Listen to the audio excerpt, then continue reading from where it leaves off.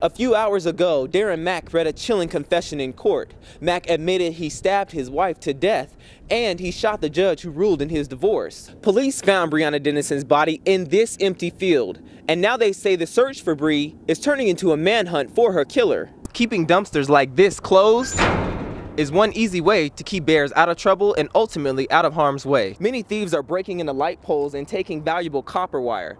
It's costing the city thousands of dollars and leaving many neighborhoods in the dark. Trespassing is a big problem along these train tracks. Today, a man was running along the tracks when the train came from behind and killed both of his dogs.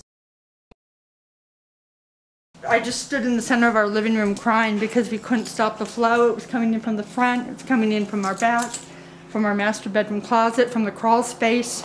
It was just, it just was like, I couldn't describe it. It was just surreal. Elizabeth is like many people in Fernley this morning. Her home now sits under 4 feet of water. And you could see the floor is soaked with mud. And it got up to probably halfway up to our love seat there. The water burst through their doors Saturday morning after a nearby levee breach. It destroyed more than 600 homes, leaving families with no place to go. I had a baby and came home, and now my house is damaged severely. Now many homeowners face a scary wake-up call. The majority of them don't have flood insurance. Insurance isn't going to cover anything, and pretty much me, a family of 5, we have lost everything. The mayor says he is impressed with the quick response to this disaster. Search and rescue arrived in boats, trucks, and even helicopters to save the stranded families. Red Cross volunteers drove in right after the search and rescue ended, and FEMA was on the scene within the first 24 hours to see if homeowners can receive federal aid for their repairs. Do we get money, and can we get our houses fixed tomorrow is what everybody wants to know. We'll just sit and wait. Hopefully it doesn't take too long, because I'd like to move back home and get my babies home.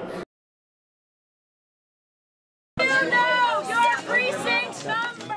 Despite weeks of preparation for Nevada's largest presidential caucus, it turns out organizers still came up short. I've been running out of everything. We gauged it for 10% and we've just run out of paper. So we're using every scrap piece of paper that we can find. And the lack of organization resulted in some very unhappy voters. I got there early and it was like worse than a circus. It was people were jammed up. We need to be a little bit more organized on letting people know which area that they should be in, and a little bit more room to do that. But the shortage of ballots and overcrowding was just the beginning. Voters at the back of the lines say they didn't even have a chance for their voices to be heard. People were still standing in line outside saying, well, how am I going to vote if my precinct's already done voting? Organizers from both parties agree the record turnout of 150,000 participants and the fact this was the first presidential caucus in years proved to be a 1-2 punch that caused chaos and confusion. Do you know what precinct you're in? No idea. Despite the flaws in the process, some voters say they won't give up on the caucus system. People may not realize it, but we just saw great evidence of it in the caucus room because we got our candidate. He's going to go forward, Barack Obama. While others hope this will be the last caucus Nevada sees. This is an experience. I hope I don't relive it again. I just want to say to my daughter, Breonna, that I love you and I miss you, and nobody's ever giving up. There are thousands of people looking for you. 1 month after Breonna Dennison disappeared from her friend's house near UNR, her mother spoke publicly for the first time. Bridget Dennison cried out for more help from the community and sent Breonna a message. I know you're hurt, honey, but I really need you to hang in there. Just 24 hours after this interview, police made a disturbing discovery in South Reno. I believe that they've found a body, so a female body. A man stumbled on a young woman's body in an empty field while walking to work. Witnesses said the body matched Breonna's description, but volunteers and family members still prayed for the best. Pretty scared.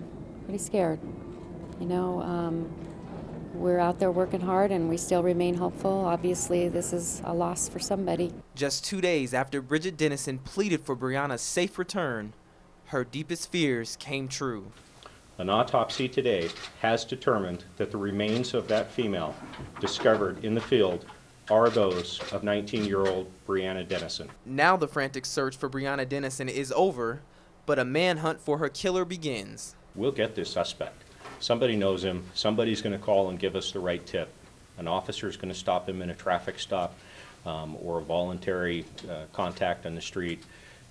That's our commitment. And Brianna's family wants the community to help detectives solve this crime. You have a murderer still on the loose, and we won't rest until he's brought in. And so, as a community, as a family, we are going to help find this guy.